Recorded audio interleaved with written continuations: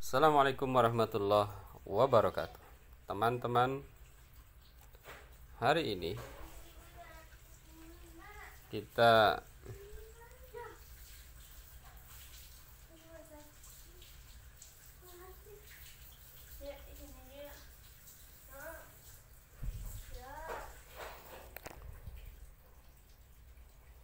akan membahas sebetulnya dua bahasan.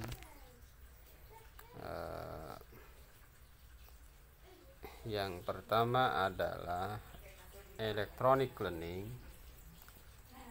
dan yang kedua adalah pendekatan ilmiah ya. Teman-teman, electronic learning sekarang itu sebetulnya sudah kita pahami ya, karena kita melaksanakan pembelajaran sudah berbasis electronic learning ya. Jadi electronic learning itu adalah pembelajaran yang saat ini sedang kita laksanakan. Jadi ini pembahasannya itu ya sudah diterapkan. Coba kalau dari dulu diterapkan, mungkin nggak usah pusing-pusing mikirin electronic learning.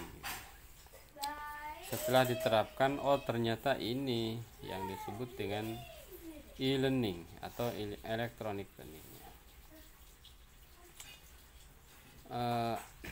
Sahabat-sahabat, apa itu e-learning? Nah, di dalam bahasan ini akan dijelaskan beberapa hal ya.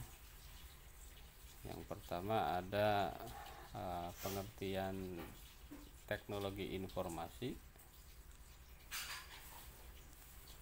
Teknologi informasi itu adalah segala teknologi yang digunakan untuk mengirim, memproses informasi dalam bentuk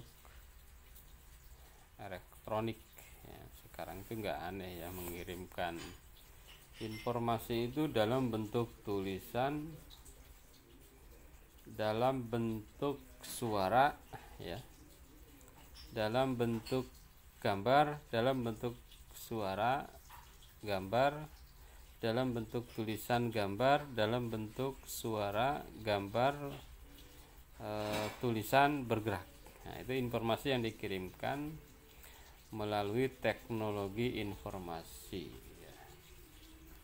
Dan saat ini kita memang tidak lepas dari itu, teknologi informasi. Makanya saya itu sebetulnya sebelum COVID itu sudah menawarkan itu ya. Jadi pembelajaran berbasis teknologi informasi. Yang kedua ada filsafat pembelajaran jarak jauh. Jadi ada sebuah wacana ya, walaupun sekarang sudah diterapkan ya. Jadi wacananya udah lama. Jadi prinsip pembelajaran yang dilaksanakan bagi siapa saja, kapan saja, di mana saja, tanpa dibatasi oleh metode dan media konvensional pembelajaran. Gitu ya. Jadi siapa saja bisa ikut belajar.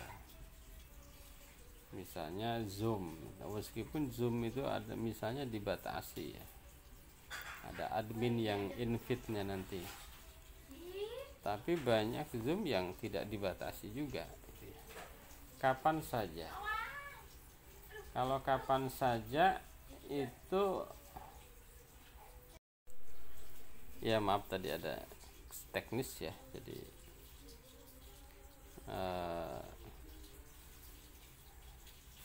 Oke, jadi filsafat kapan saja. Jadi misalnya YouTube, saya itu misalnya Zoom tapi di streaming di YouTube nanti bisa ditonton lain kapan saja, di mana saja, kapan saja. Kalau siaran langsung yang terhapus misalnya di Instagram kan hanya sehari nanti akan terhapus sendiri. Itu ada masalah. Jadi kalau YouTube Jadi bisa kapan saja. Itu makanya saya pilih YouTube itu di situ, bisa kapan saja sebetulnya. Kapan saja, siapa saja, gitu ya. Sebetulnya siapa saja ini bisa dibatasi. Kalau di Facebook kan tidak dibatasi ya. Tapi kalau YouTube itu ada namanya pengaturan yang tidak publik.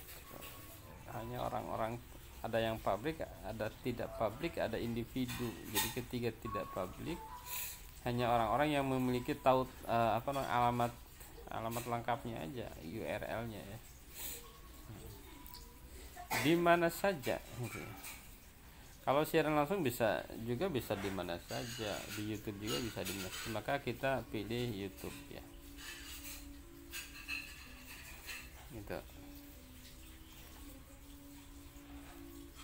Faktor pendukung e-learning. Faktornya ada faktor lingkungan. Ini lingkungan meliputi institusi penyelenggara pendidikan dan masyarakat. Sebelum ada COVID, ini kan banyak lembaga yang mengkhawatirkan e-learning. Bisa Anda bayangkan, semacam di UIN itu sebelum COVID itu menjadi perdebatan di UIN Malang, UIN Jakarta ini. Apakah e-learning itu diakui? Pembelajaran jarak jauh itu diakui sebagai pembelajaran. Ya, meskipun ada sebetulnya peraturan rektor tahun 2013 yang menyatakan bahwa e-learning itu boleh maksimal 4 pertemuan. Misalnya perkuliahan ada 12 pertemuan, 4 pertemuannya itu menggunakan e-learning itu boleh. Cuma jarang yang baca aturan itu. Aturan itu jarang baca. Jadi banyak yang khawatir, yang ragu dengan e-learning ini dianggap pembelajaran atau tidak. Nah, setelah COVID baru tuh ya. Mau nggak mau ya, meskipun tentu ada kekurangannya pasti ada lah ya. Electronic learning ada kekurangan, conventional learning juga ada kekurangan. Jadi semua ada kekurangan dan semua ada kelebihan. Institusi penyelenggara pendidikan dan masyarakat, peserta didik yang meliputi usia, latar belakang, budaya, penguasaan bahasa dan berbagai gaya belajar, guru. Nah, ini saya bilang ini e-learning itu akan cocok kalau muridnya itu generasi Y ya. Y kesini itu masih mungkin ya. X juga masih lumayan lah. Generasi X itu kan generasi 70, generasi Y itu generasi 80. Jadi kalau muridnya dan gurunya generasi baby younger, baby boomer namanya, yang sebelum tahun 70 itu agak berat ya. Sebelum tahun 60 apalagi itu agak berat sebenarnya. Agak berat mengikuti ya. Tahun 60 yang canggih-canggih ya bisa mengikuti ya. Tapi yang tahun-tahun lama itu agak berat sebetulnya mengikuti pembelajaran e-learning ya. Ada faktor teknologi, komputer, jaringan ya. Jadi sehebat apapun kalau jaringannya nggak ada, ya tidak bisa. Ya. Kalau saya di rumah ya kebetulan ya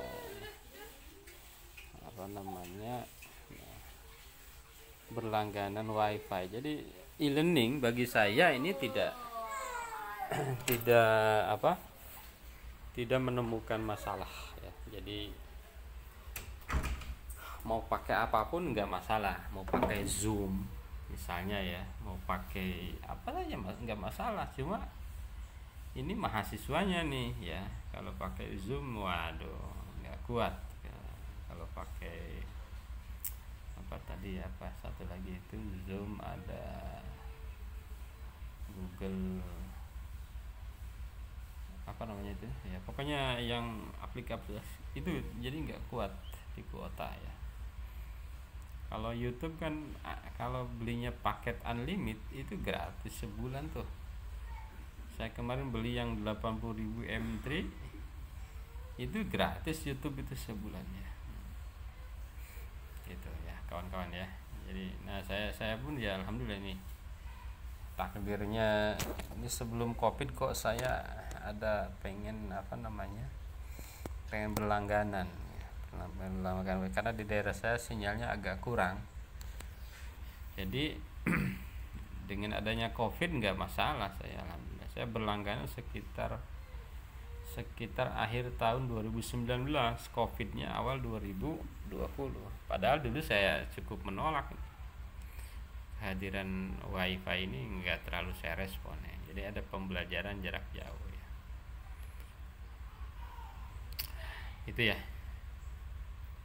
Ya ada pembelajaran jarak jauh, pembelajaran dengan komputer. Ini e-learning itu ya. Ada pembelajaran dengan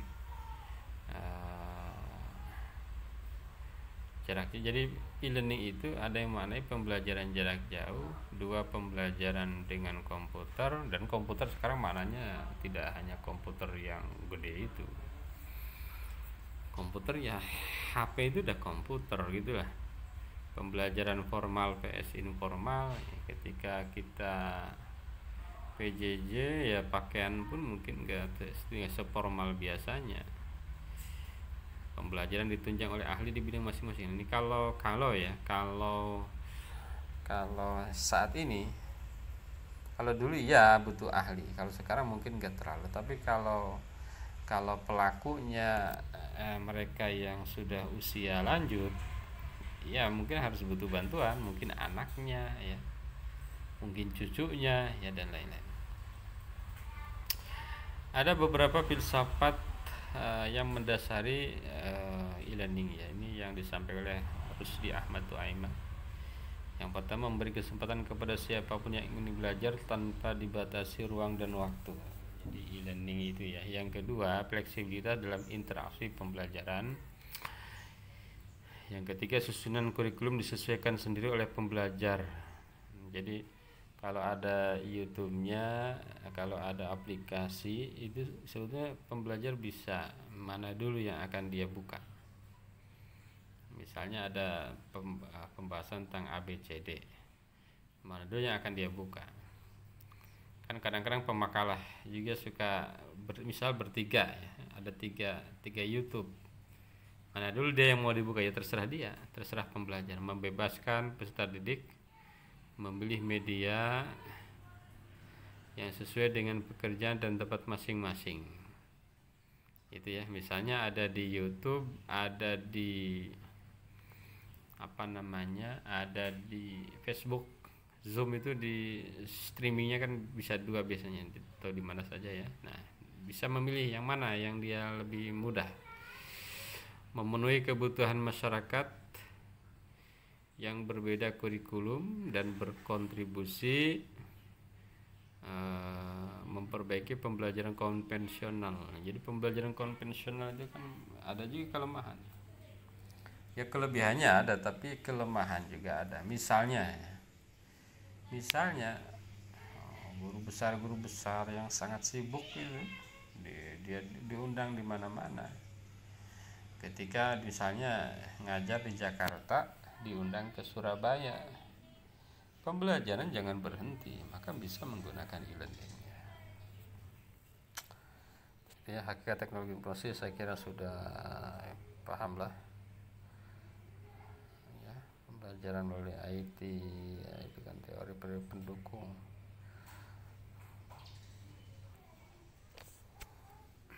Jadi e-learning sekarang, kalau dulu kan berbasis web, e-learning itu berbasis web, ada webnya lalu dibuka ya dulu. Kalau sekarang e-learning itu adalah bisa menggunakan Facebook, Twitter, Google Terjemah, TV Arab ya. Nah, kalau sekarang e-learning itu adalah berbasis at-tatbiqat, al-ta'lim allati ta'tamid alladhi ya'tamid ala tatbiqat.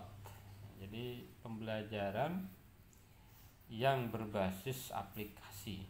Sekarang aplikasi-aplikasi. Cuma ya kemarin saya ikut seminar ada aplikasi-aplikasi. Cuma saya bilang ya aplikasi-aplikasi itu sifatnya permainan dan kadang-kadang tidak sesuai kurikulum gitu ya. Maka yang paling bagus itu kalau kita bisa mengembangkan aplikasi sendiri yang sesuai dengan kurikulum. Bukan canggihnya aplikasi, bukan modernnya aplikasi, tapi kesesuaian daripada aplikasi itu untuk kurikulum. Keunggulannya banyak, e-learning itu banyak. Tersedianya fasilitas e-learning supaya antara pendidik tidak dibatasi jarak, tempat, dan waktu. Itu kelebihannya ya. Peserdik dapat menggunakan bahan ajar, saling menilai pendidik dan peserta didik. Setiap peserta didik dapat belajar dan mereview bahan pelajaran setiap saat. Ya, kalau butuh buka lagi. Gitu ya. Cuma kalau YouTube mungkin dia harus tandain ya detik keberapa nih gitu ya, yang penting-penting itu. Setiap peserta didik bisa belajar dan mereview bahan pelajaran. Bila butuh tambahan informasi maka bisa langsung akses sendiri. Update informasi lebih bisa dilakukan dengan browsing internet. Bisa melakukan diskusi dengan audiens peserta didik yang lebih banyak tanpa dibatasi ruang yang sempit. Kan menarik webinar itu ya, bahkan ada yang pembicaranya dari negara-negara Arab. Saya pernah ikut pembicaranya dari Korea. Ternyata di Korea itu pembelajaran bahasa Arab maju meskipun mereka bukan muslim. Bisa, peserta didik akan menjadi aktif, bukan hanya menerima tapi juga bergerak mencari efisien. Kalau solusi kemacetan itu bisa e-learning ya nanti ke depan, kemacetan jarak jauh. Bahkan kan udah ada universitas elektronik, jadi belajarnya elektronik e-learning, nanti dapat ijazahnya e-learning. Cuma nanti ini belum ketahuan ya, apakah ijazahnya ini selaku konvensional gitu ya. Jadi e-learning ini bagus sekali ya. Bahkan saya berpikir ke depan itu kuliah ke luar negeri itu enggak terlalu signifikan. Kalau zaman dulu kuliah ke luar negeri, ke Arab, ke Eropa itu ya mungkin bagus ya. Bisa budaya dan bahasa. Sekarang kalau di sananya juga di lockdown, tidak berkomunikasi dengan orang lain, lalu komunikasinya juga dengan orang Indonesia juga di WA dan banyak berbahasa elektronik ya. Untuk apa jauh-jauh? Mendingan ikut tinggal di Indonesia tapi ikut berbagai forum yang kebahasaan ya. Kelemahannya ya ini ada mengabaikan akademik dan sosial dan mengedepankan materi dan bisnis. Pendidikan hanya merupakan pelatihan dan lebih kognitif. Iya betul. Berubah peran peserta dari menguasai pembelajaran menjadi dituntut menguasai teknik pembelajaran. Bagi yang motivasinya rendah, cenderung kurang berhasil. Internet belum merata di semua. Nah, di Indonesia ini ada kelemahan ya. Internet belum merata.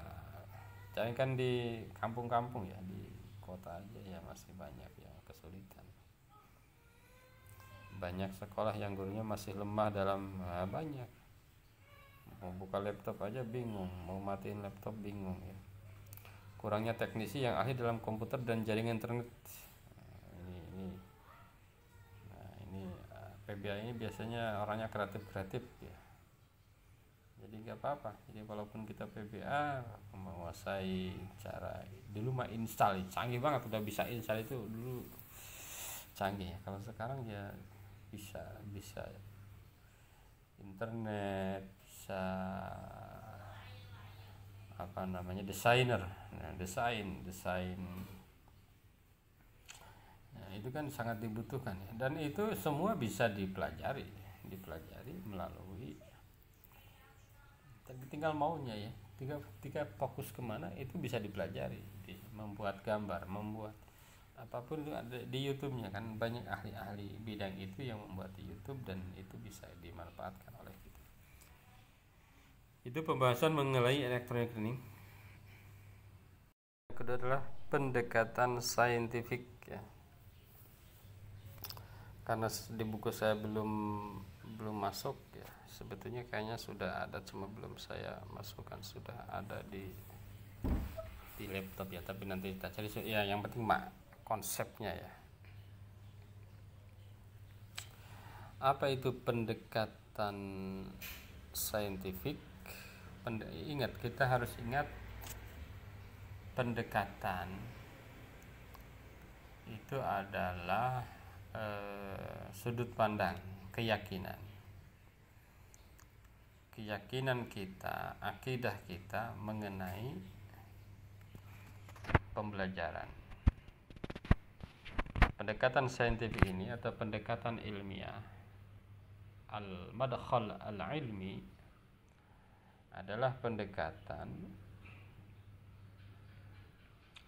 yang secara bahasa ya, yang meyakini bahwa pembelajaran akan berhasil kalau dilakukan secara ilmu, secara bagaimana para ahli menemukan ilmu.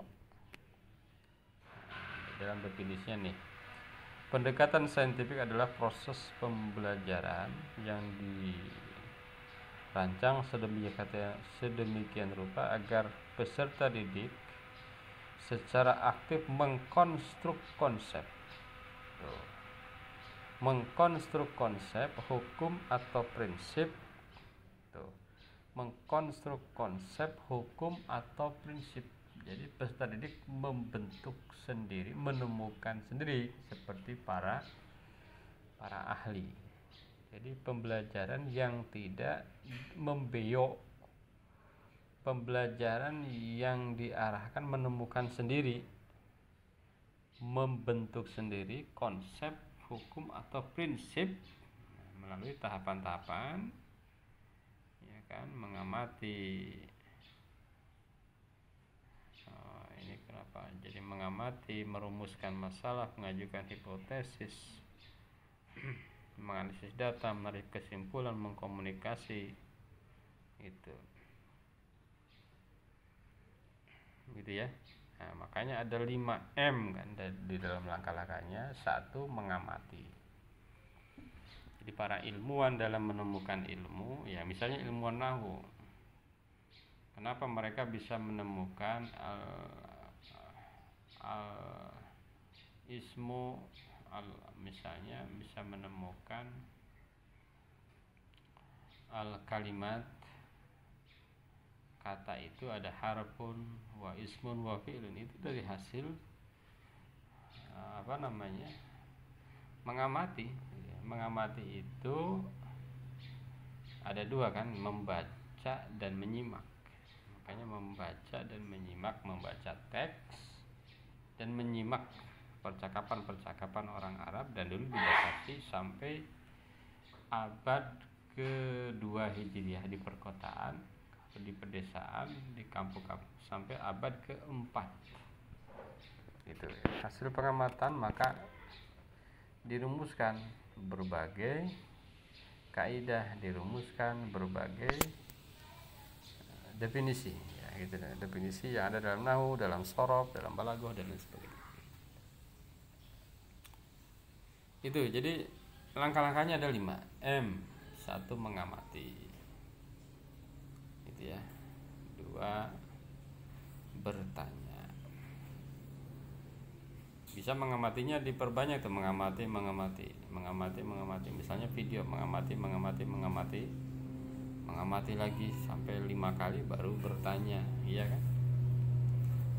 Istima, ya boleh lah, meskipun istima itu kan harusnya sekali, namanya istima itu harus sekali, karena di dunia kita yang jarang kita mendengar itu berkali-kali, sekali aja, walaupun untuk latihan boleh lah.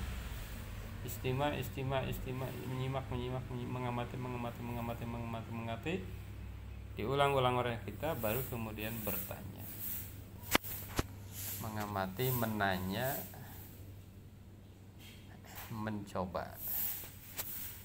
Mengamati, menanya, mencoba. Dia mencoba meniru. Baru kemudian mengasosiasi, diskusikan, ini kenapa begini, gitu ya. baru terakhir mengkomunikasi, dia presentasi, latihan presentasi. Apalagi bahasa Arab ini harus lebih fokus kepada show-nya itu ya, show, menyampaikan tulisan. Presentasi itu kan bisa tulisan, bisa lisan, ya kan, bisa membacakan. Dia menulis kaligrafi, yaitu presentasi. Dia menulis di koran itu kan presentasi. Dia membaca apa yang ditulis, itu presentasi. Dia membaca tulisan orang, itu presentasi. Dia membaca dengan intonasi yang benar, itu presentasi. Dia berbicara, membacakan pidato, presentasi. Dia berpidato resmi, presentasi. Dia berpidato tidak resmi, presentasi. Dia mendongeng, yaitu presentasi. Itu yang harus dilatihkan kepada peserta didik terkait dengan pembelajaran bahasa Arab. Oh ya, alhamdulillah, ini kawan-kawan, saya ternyata pernah nulis waktu itu, dimuat di jurnal bukan jurnal, proceeding seminar internasional di UIN Malang dengan al-madkhal al-ilmi fi tadrisil lughah al-arabiyyah tatwir manhaj ta'lim al-ulul natiqin bi qira'a fi du'i thaqafah al-arabiyyah ya.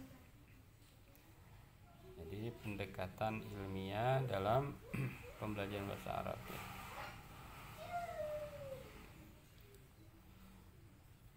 Al-madkhal al-ilmi ya.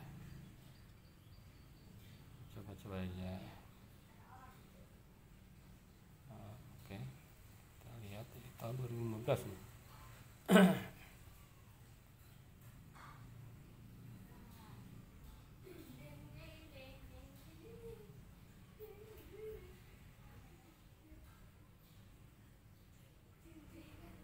Ini contoh penerapan al-madkhal al-ilmi dalam pembelajaran bahasa Arab. Al-mulahadzah pertama, langkahnya kan 5M ya. Mengamati itu mulai al-mulahadzah. Mulahadzah itu bisa dengan cara menyimak ya kan. Memperhatikan, bisa membaca ya. Bisa dengan menyimak, bisa memperhatikan, membaca. Yang kedua, bertanya seputar tema ya.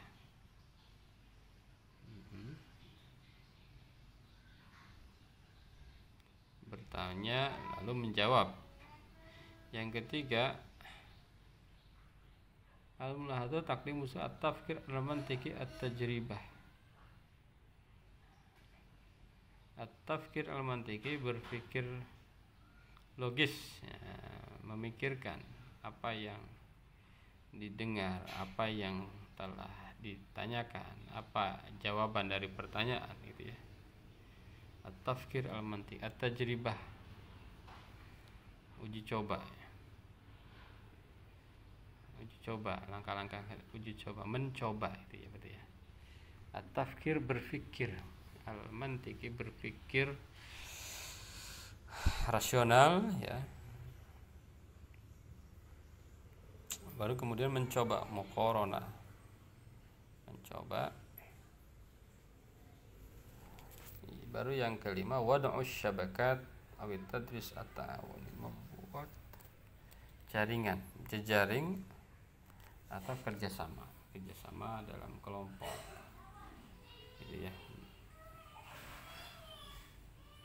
Al-mulahadzah taqdimu su'al at-tafkir al-mantiqi at-tajribah wad'us syabakat awit tadris at-ta'awuni gitu ya. Mencoba, pokoknya 5M tapi al-mulahadzah taqdimu su'al at-tajribah wad'us syabakah. Al-mulahadzah taqdimu su'al. Nah ini bisa mulahadzah mengamati,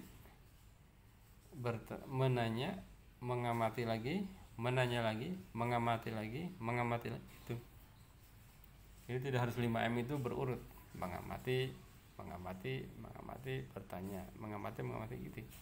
mengamati bertanya, mengamati asosiasi, mencoba, baru presentasi, apa namanya, mengkomunikasi, atau wad'u syabakat aw tadris atau ta'awuni. Bisa mengkomunikasi, bisa mempresentasi, itu ya bisa dalam arti lisan, bisa wad'u syabakat, bisa membuat jejaring, peta, membuat map dan lain sebagainya. Saya kira itu kawan-kawan semua mengenai scientific. Nah, scientific itu baru pendekatan itu ya. Kita ingat pendekatan itu sangat besar. Jadi di bawahnya bisa ada strategi-strategi kan. Makanya strateginya biasanya ditawarkan PBL, problem based learning. Strateginya inquiry, strateginya kooperatif. Gitu ya. Strateginya discovery learning dan lain sebagainya. Teman-teman, itu saja, semoga bermanfaat untuk kita semua. Terima kasih. Wassalamualaikum warahmatullahi wabarakatuh.